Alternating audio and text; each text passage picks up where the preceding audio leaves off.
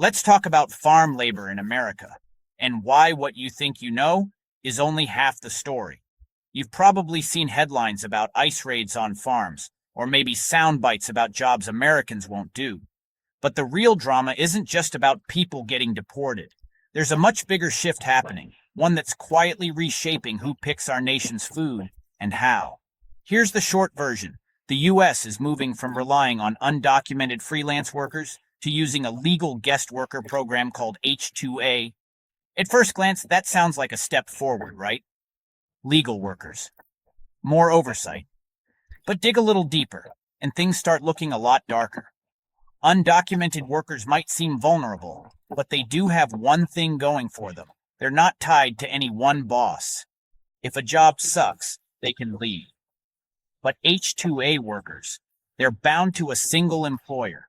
They come here on a temporary visa, and if they quit or get fired, they lose their right to stay.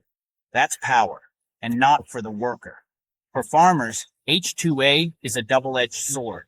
Sure, it's more expensive and bureaucratic. They have to pay for housing, transportation, and higher wages. At least they did. But here's the trick. The Trump administration rolled back these protections in 2025. Now, H2A workers are cheaper and easier to exploit than ever. And the abuses, they're real and they're brutal.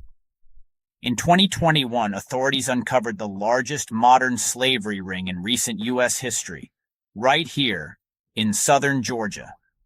Workers were trapped, threatened, robbed, even physically abused. The people running this scam made $200 million, and everyone in the area knew it was happening. How do farmers get away with this? Labor contractors. Basically, temp agencies who bring in H2A workers, handle the paperwork, and, too often, handle the dirty work too. If something bad happens, farmers can just shrug and say, "Not my problem." But of course it is. You might have heard that the government introduced some anti-slavery reforms in 2024, banning abusive employers, protecting workers' rights, the works. But in 2025, those rules were wiped out. And just last week, the minimum wage for H2A workers was slashed by $2 or $3 an hour. So, what's really going on? Well, ICE raids create a sense of crisis.